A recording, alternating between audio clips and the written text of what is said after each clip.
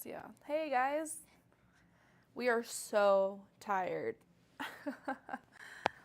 And we still have a party to attend tonight. Yeah, that'll be fun for us old folks.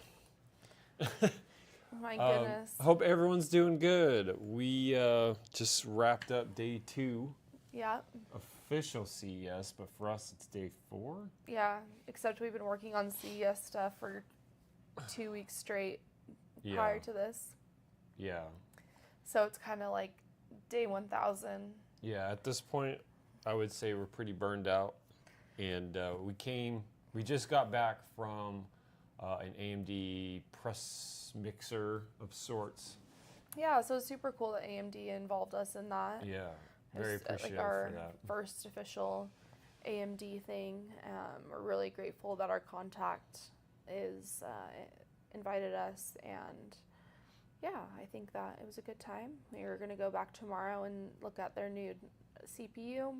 Yeah, but it was also pretty funny to hear from other creators who are certainly running into the same situation as us right now.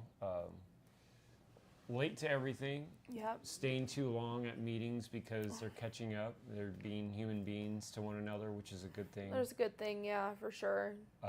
But it's also, everyone's a little burned out at this point. Yeah. And it's just a lot of walking, and but by walking I mean Mach fucking 100. Yeah. To get to where we need to get to. Things are spread all throughout Las Vegas, and it's not easy to get anywhere. But hey, we're here. Thank you so much for being here. Sorry that we're so late, but we appreciate you being here, Timothy. Thank you. Hello. Good evening, Timothy. It's so late for you. So, hello. Can I get a free GPU?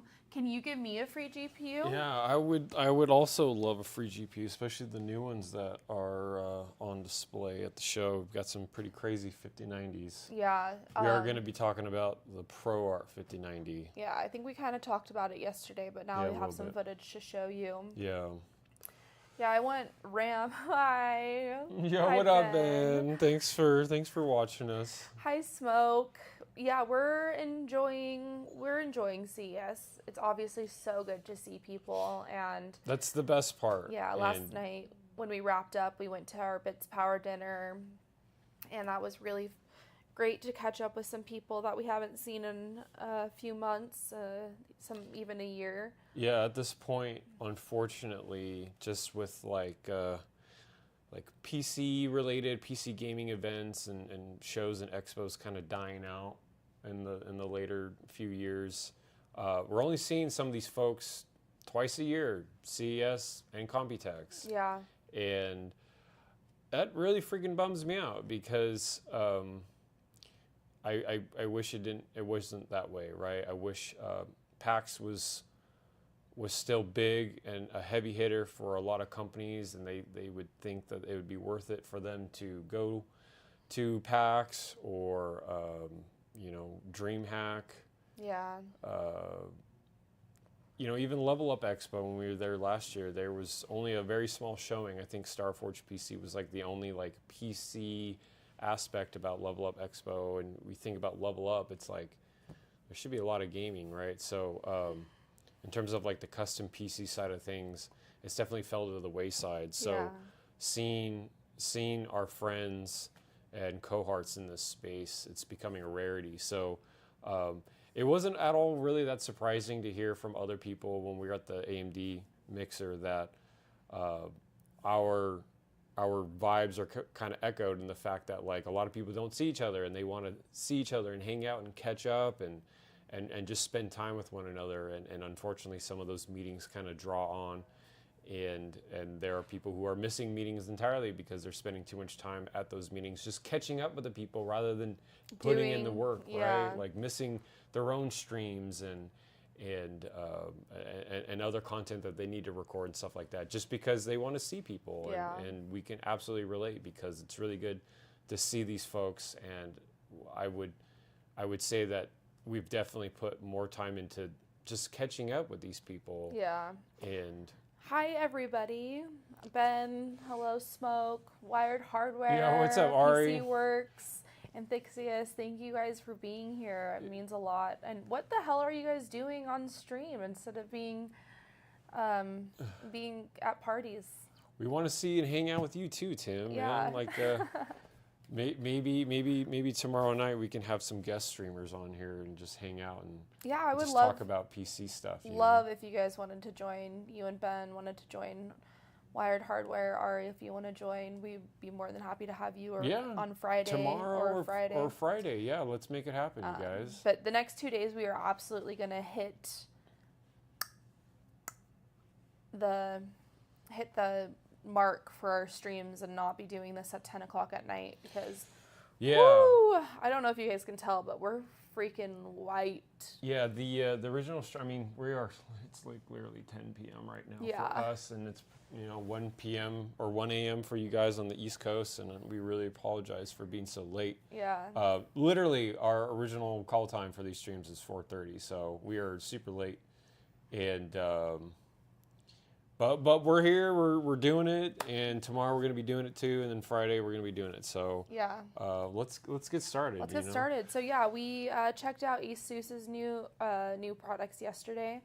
A lot of cool things. I had to kind of mention yesterday that it's interesting to see that their lineup that's usually like 15 deep motherboards. There was like way less than that this year, but they have a lot of cool new creature comforts, if you will, on these boards, and that's kind of what I like about ASUS. Is we talk about like everyone kind of knows the Apple tax. ASUS has an ASUS tax, and they charge for it because they're cool features. So right now we're looking at ASUS's new Tough Gaming X870 Pro, the Neo boards, which really appreciate because they actually went kind of all out on the tough side. It's rare for ASUS to kind of go all out other than the ROG line, right? So the fact that they did like a fully all white board layouts, super dope. Stunning, really stunning. Yeah, they're really pretty. And the really cool thing about this, our buddy JJ at ASUS was telling us about, is both boards are actually by 16 on both the bottom and top slots. Which is crazy. Yeah. Yeah. And then basically a lot of the other boards that we're going to be looking at are literally just revision AM5 boards, right? Right. Let's be honest, AMD has been kind of kicking Intel's butt in terms of true performative CPUs that a lot of people can relate with a bit more than the Intel stuff, right? The Core Ultras are great. We actually use quite a few Core Ultras at home. They scale insanely well with really fast memory, right? So like anything above 8,000 megatransfers, the Core Ultras shine big time. And they do great with gaming. They're just not as good as AMD, right? So that's a headline that kind of catches a lot of people, their attention and their money, right? So it kind of makes sense for our friends at ASUS for us to see these revisions on a lot of these AM5 boards. So a lot of the boards that we're seeing here that we're going to be talking about, they're literally just revision boards, right? So right now we're looking at the B850A. And it honestly looks pretty stunning. It's funny because there's a lot of, in terms of like what these boards are offering, you can go with any of these. So we're going to go through a few white and black variants. For the most part, I would say they're all the same. The only thing that we're talking about in terms of differences is like 5 gig versus 2.5 gig, which is another thing on the Neos. I'm pretty sure they nixed all the 2.5 gig they're Ethernet all ports. 5 gig, which is super cool. Yeah. And that's exactly what I like about ASUS is a lot of the things that they implement in the higher end boards, they end up implementing in also the lower end boards, if you want to call them that. Yeah. And it kind of just every year they kind of up the ante a little bit. on their offerings, and that's kind of why we like ASUS, honestly. Yeah. But yeah, some really pretty new Strix boards, obviously. I love the RGB IO with the eagle eye up there. That's pretty cool. Very, very Strix branded. Yeah, Obviously, you've got that really like cutting edge, rough edges designs, but with the white, it kind of like mellows it out a little bit, which I really like. Yeah, this is the this is pretty crazy. So let's see. Actually, if we're going back, okay. So if we're looking at these boards right here, let's see the black one. So if you look closely to the right of the socket, you've got this weird pin array in between the RAM and the CPU socket. So this is going to be a new like ASUS proprietary connection for their AIOs, and our buddy JJ is kind of showing off what this really is. So the head is just a magnet. It fully detaches so you can install it, but at the same time, we're looking at the new arrangement for how their new AIOs are going to be. So with that pin array between the socket and the RAM, you don't need PWM header for the pump or the fans if they interconnect that way. You also don't need RGB. Yeah, you don't need an ARGB cable, and you won't need a USB 2.0 header for any of the new ASUS AIOs with the newer Neo motherboards. So especially, this is gonna, and this is funny because this was a topic of discussion for some of their BTF stuff. Ironically, they have not implemented this proprietary pin array on their BTF boards, which is kind of, ironic because this really cleans up a presentation. Yeah. We've done quite a few like reverse connector board builds where the one cable visible is a freaking AIO cable, like coming from the AIO head, right? And there's no way to go around that. You can't cut it off, you can't hide it because it's got to go back, it's got to wrap around the board, it's got to plug in some way or another.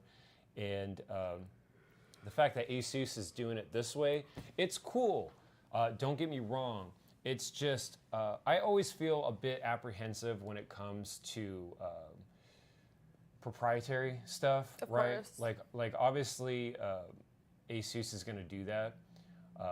Also, the board that we're looking at is their new Dark Hero Neo, I think, or is it? No, it's not even the Neo. It's just it's the new Dark Hero. So this board is insane. I actually really enjoy the embossed Southbridge. It's funny I call it Southbridge. There's no Southbridge chip there. But the embossing is insane. Super clean. I really like a board that's got a lot of depth rather than just a flat heatsink.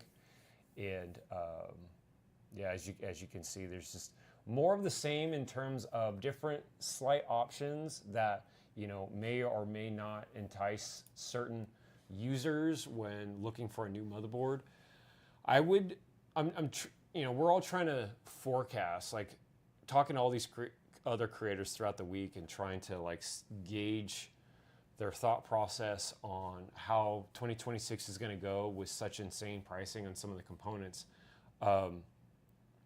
And sometimes news articles in the past, just before the end of the year, we're hearing word of like, oh, motherboard sales are down 20 to 40% already, and this is like immediately affecting the market with the increased RAM and storage pricing.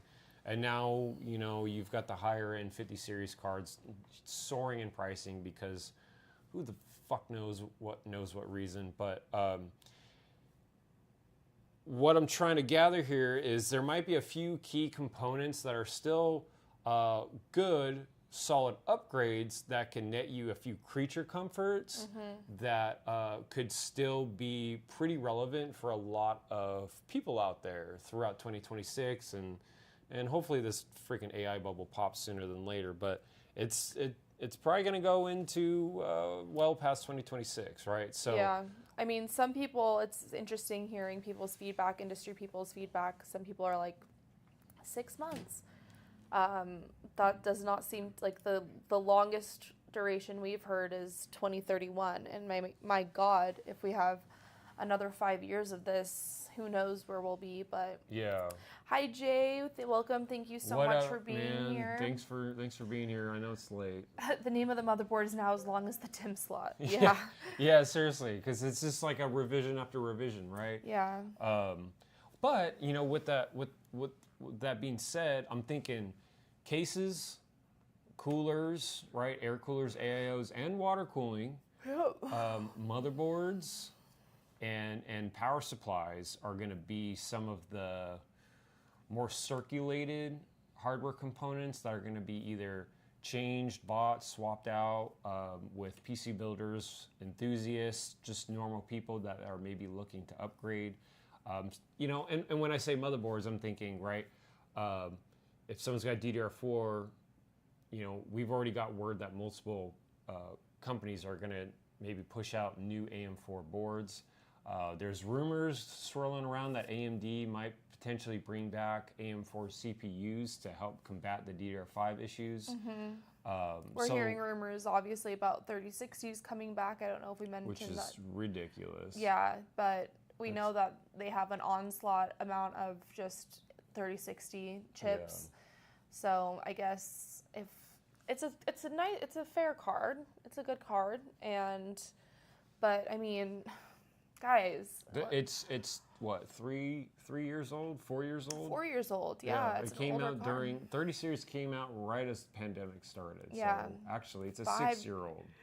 6-year-old card. It's a freaking 5.5, 6-year-old card. Where have the years gone? Yeah, I mean, they push out the 90 series first, right, to get all the fanboys, and then they drop the 80 right after, and then they drop the 70 and the 60 and then the 50, and then irrelevant cards after that. But so I'm pretty sure 3060 came out probably like 6 to 8 months into COVID. Yeah.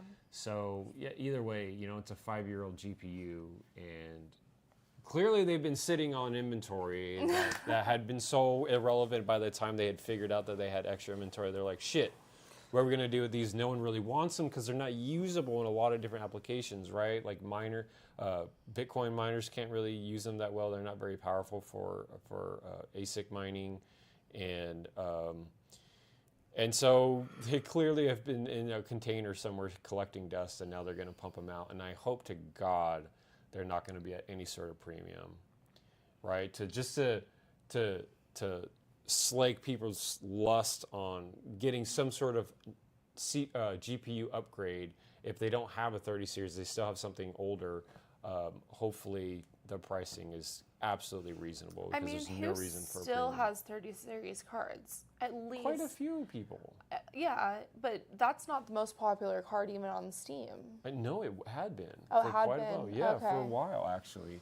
And I think, you know, over time it became the 4060. All the 60 series cards are like the most like consumer heavy. And I thought based that's on, what I like, was Steam thinking. charts. Is like the 4060. Yeah, I'm pretty sure it's 4060 at this point. Yeah. I think the 5060 had been slowly inching, but it hasn't.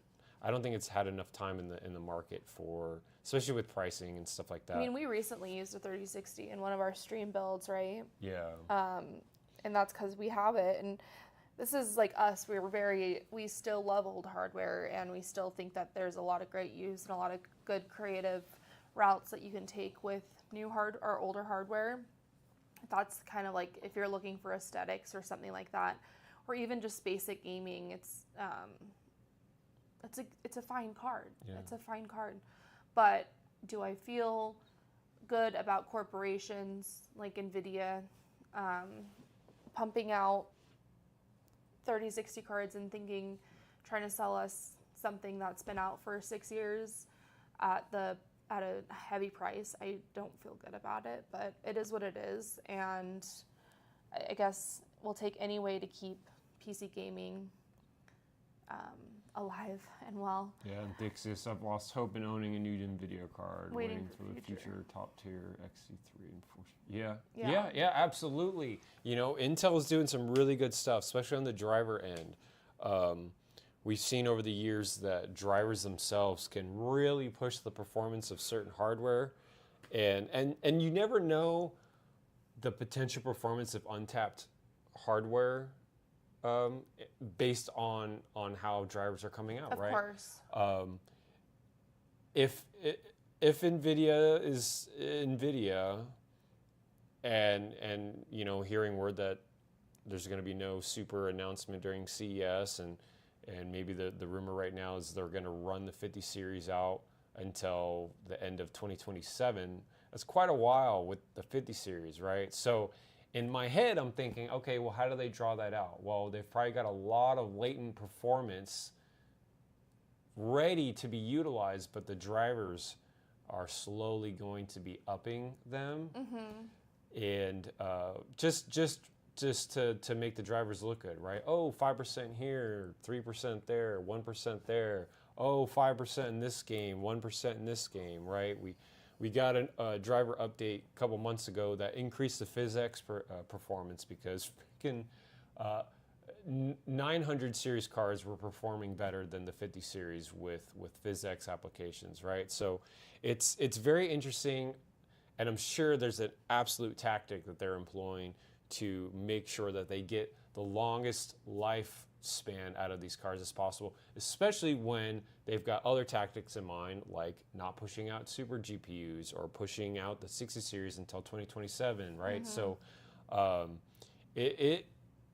and with Intel, it definitely seems like they don't really have that tactic. They've got a tactic of like, you know what? These GPUs just came out within 3 months. We want to make sure these GPUs have 25% more performance than they did before. Like, let's make them as good as possible, right? They're all still absolutely relevant cards to a ton of people, no matter the generation, right? From the A series ARC GPUs now to the Battle Mage. These cards are aging like fine wine, and that's what the AMD cards used to do. Right. I don't really know, because I mean, to be completely honest, we don't have that much hands-on experience with, you know, those Radeon cards. Yeah, the RX 6000, 7000, or 9000 series. We haven't had that much hands-on experience, and it's mainly because they're not as manufactured.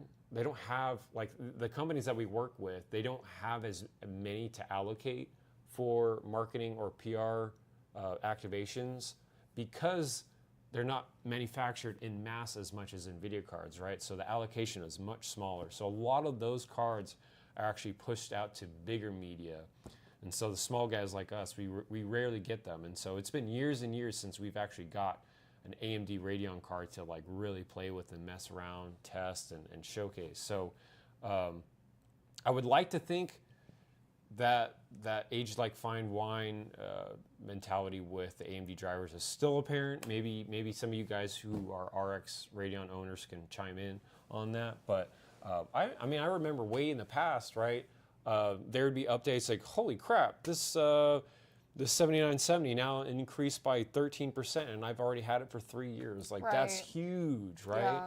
So in a world of we can't afford the latest and greatest, hopefully some of the driver optimizations can help out for a lot of that, right? And maybe there can be driver implementations in the future where the older cards are suddenly in demand and people want them because, oh my gosh, this driver just blew this card up and it's amazing, and now we need it, and blah, blah, blah, you know? So you never know. Crossing our fingers. Yeah. That's the situation. Any sightings of the white ASUS ROG Strix B50i gaming ITX? No. I didn't see, no. No, we did not see that. And that was something that we asked, no, you know what? We were so preoccupied with the one that we're looking at right now on the screen that gorgeous board. it was on our minds, because absolutely need that for some ISO builds. Like, that is a pretty white ITX board. We didn't see any ITX boards. No. I even asked ASUS about there is a Sage board, so it's a workstation ASUS board, but it's an AM5 socket, and it's MATX with a rotated 90-degree socket on the board, and it looks wild. They actually also rotated the 4 DIMM slots to be vertical. Well, if you're thinking about it in a horizontal way, the RAM slots are now horizontal with a rotated socket as well. And you know, all of our preferred custom chassis designs, we're always putting the I/O down. And it was really cool then seeing a fully completely rearranged MATX board. Even if it was a workstation board, I do feel like there's a lot of potential with a board like that. And they didn't even have that, so I was a little bummed out that we couldn't check that out, because they had like just like teased it or announced it or something. So yeah, it was just interesting. Like, just not a lot of hardware, like PC hardware was on display. I mean, there was a lot of stuff that was like we had just saw because they had like made media about it, or had been out for like 3 months already. Yeah, especially with Aorus, they didn't have that much of like, oh my gosh, this is like a world's first Revio type thing, right? Except on the monitors, certainly on the monitors. Yeah. But as far as PC hardware, Timothy says NVIDIA driver isn't working well with XFCE on Linux right now as of 3-ish weeks ago. That sucks. Yeah, Hopefully that they sucks. give you an update there. And that's like the thing about these drivers, these driver refreshes, right? It's like, is it going to work? Is it going to break something?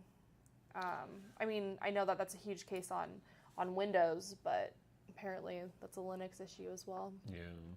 So this is a cool little device screen. So going back, I guess. Yeah, I want to. Sorry. That's okay. I want to show off this case. So this is a new ASUS case, and this is one of the cases that we saw early in October during a call with them, and they had shown us the black version. And when we walked up, we actually had no idea that this was the ASUS case, because obviously when you're looking at it, like maybe the grill design, it's got that classic ASUS angled look to it. But at first glance, we didn't even realize it was a ROG case. And honestly, that was awesome, because I'm glad that they're coming out with some sort of a high-end case offering that doesn't scream ASUS ROG right away, right? There's definitely some, and you can't see the glass here because they had taken it off while we were looking at it and filming. There's some embossing, and by embossing I mean UV printing on the case glass that does give that ROG branding quite a bit, but this is the case that I was talking about in yesterday's stream, where it's kind of like the new Hyperion. It's not as masculine as the Hyperion, which I really appreciate. I really dig at the very top. It kind of gives you this 2-step feature with an LED bar at the top to give some nice lighting. But yeah, you can see, no, you can't right now. Where you want to look at? Right here, behind JJ's hand, there's a little bit more UV printing to kind of give it that ROG effect. But still, it's not like in your face ROG, and that's certainly something that you get with a lot of ASUS hardware, is that like very, very heavy branding stuff. Or features or accents or whatever it is, and it's just not super apparent in this case, which I actually really appreciate. Something else that you see right here is we actually have a rail for that intake, so the intake can go flush against the back panel. Are you talking about the side intake right here? Yeah, the side intake right here. Yeah, I know. He had turned the fans before I was hitting record, so I didn't get it with the fans flush. So just to the right of the GPU, you can see those fans at an angle. So that's on a crazy rail system. Yeah. And so it kind of goes at a 40 degree, or you can push it back flush with that intake. Very cool. These new fans are also actually really awesome as well. So you get a double RGB effect on them, and definitely unique. This was an infinity mirror like accent panel that they probably won't come out with, only because this screen is the one. Is right. It's a screen. It's a lot more customizable. Yeah. You don't really get much with the infinity screen, so they're probably just going to opt for the main screen. Right here, we're seeing that proprietary Connect AIO, right? So you don't see any cables coming from the AIO head. And then obviously we're looking at the brand new Glacial board, right? The Glacial, I paused it right here because wow. Yeah. So we have obviously the 2 PCIe slots. Not PCIe. What are we talking about? The GPU slots. Oh yeah, those are both by 16 on this one, of course. Yeah, and there's this really neat lock and unlock feature on it, so you can. Oh yeah, I do. You can lock to take them out. You can kind of like you can lock the first slot, or you can also unlock both of them at the same time. Yeah, they redesigned the Q latch, Q release system for the GPUs. So earlier in 2025, they had done like the no touch GPU release, and like one website went ham on them about, oh, it scrapes the PCB, and oh, it's a big problem, and oh, this is a stupid design, oh, blah blah blah. You're gonna ruin your GPU. But it's like, how many times are you undoing your GPU? Like, nobody in the world of any world is quick releasing and removing their GPU from a system more than just even a couple of times. Yeah, and the people that are doing it the most are content creators, YouTubers that are testing hardware for content's sake, right? Yeah. In which case, that's going to be maybe a situation that's dealt with B2B and not such a public issue. Yeah. And obviously ASUS tests all these things before pushing it out, right? And I believe they tested, it was like, I don't know, it was like 170 times before they even saw any sort of abrasion on the PCB. And yet this one person who done it like 12 times is like, oh, it scraped it. It's like, well, at that point, it's like user error. Yeah, user error, yeah, operator error, sure. right? So we thought that was interesting, but instead now of a push button to release, they have an app, like a crazy latch system right Only here. on the Glacial board, though. Yeah. This is a Glacial board feature. So I think the rest of them went back to that click release on those new Neo boards and all the other new boards. So we kind of went a little bit backwards in that, but I mean, hey, ASUS listened, which is worth something. Yeah, I like this because if you had... Yo, what's up, Yorin? Hello. An infiltrator, what's up, man? This could work really well, honestly, for SI's shipping systems to people, because the GPUs are always the scariest part when shipping a system. Yeah. And I do wish that customers for SI companies, those customers are a little bit smarter in the sense that, like, hey, we're sending you a whole new rig. You just paid thousands of dollars for it. All you have to do is install the GPU. And a lot of people, they just can't put that together, right? And so these SIs need to ship a fully built system with an insanely heavy GPU like an Astral. And, you know, sometimes it's up to the customer to pick the motherboard, and sometimes they don't pick good motherboards. And so with the GPU so heavy, it'll rip right off the PCIe slot or fall out because there's not proper latching mechanism. So it's cool that this board offers it on both the bottom and top slots. So maybe that could help with future SI shipping. Yeah, possibly. Yeah. Well, good morning, Yorin. I know it's probably an early morning for you, late night for us. What's up, Sam? The Glacial motherboard without a big monoblock is a letdown, in my opinion, but it's still a good-looking board. I get that. I understand that. Yeah.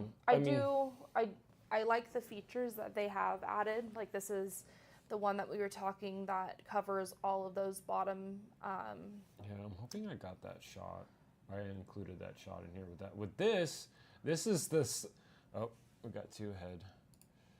So this slot cover that JJ's holding, this is the part that is covered up by the GPU. Mm-hmm.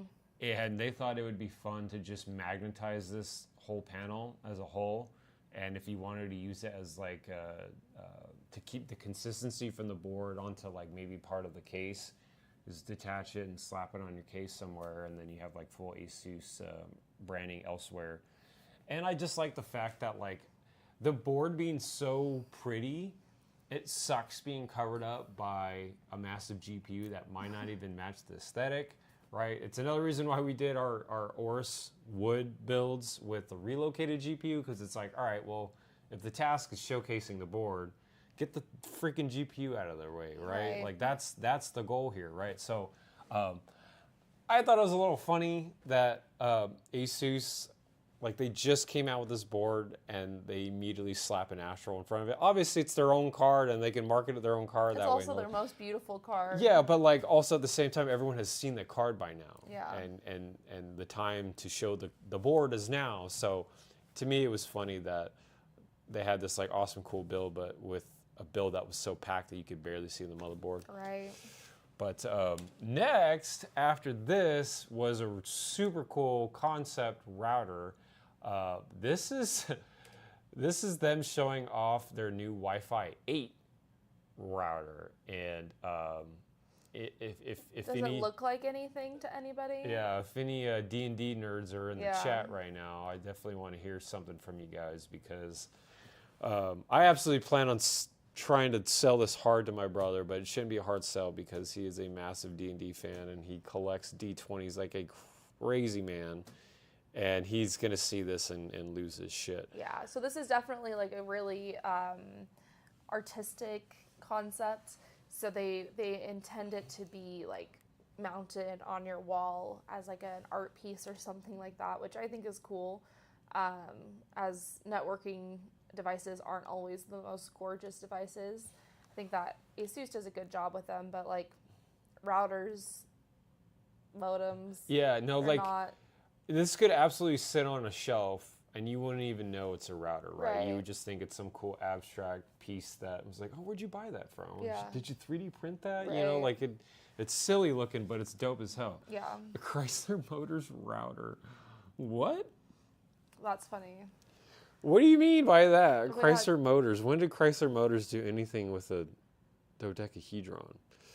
Well, it's funny because Wi-Fi 8 isn't even like standardized yet. This is absolutely like a proof of concept. Obviously, you know, when we're talking about tech, right?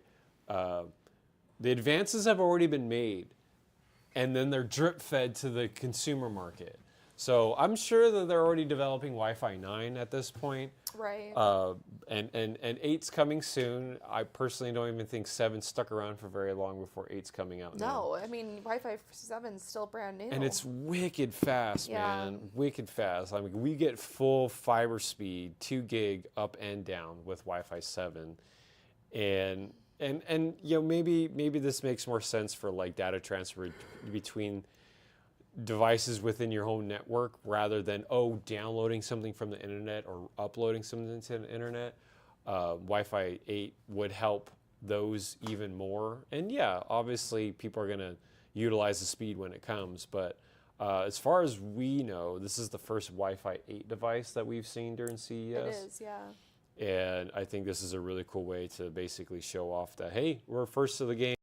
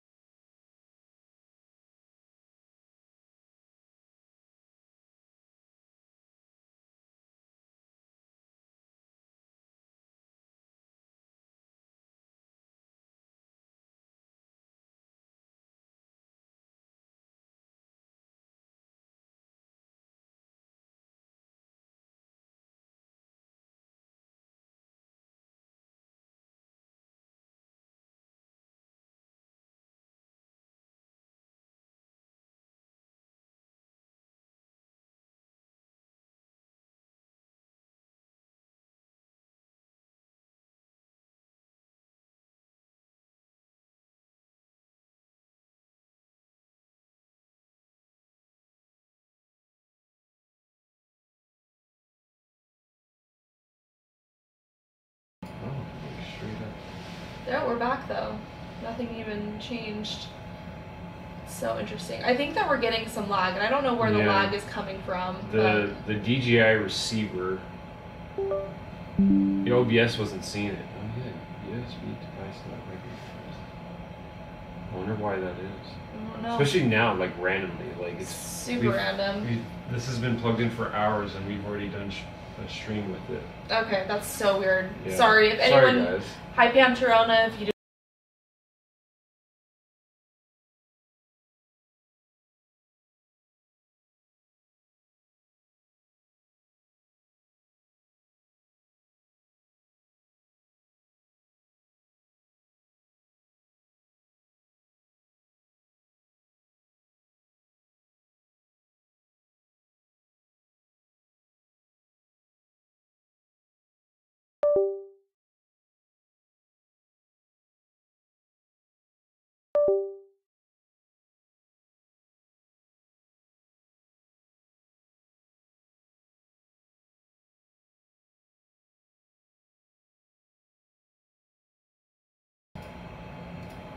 so weird. We're back again.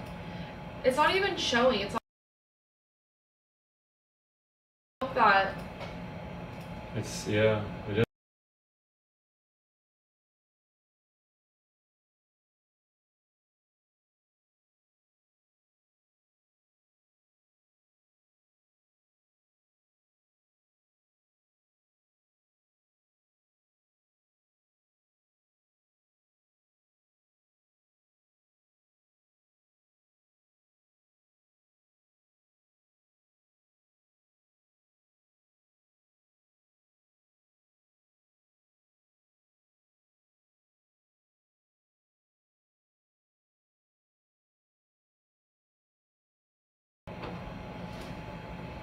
Okay, it's so weird because it's only triggering it when I open up the properties, and it's only using the default device. I have no idea what's going on. So one thing we could do. No, we only have. Wait. Okay, I'm gonna get rid of the keyboard and then. Let's hope that this keeps us on. Sorry guys, small technical difficulties. Let's the device.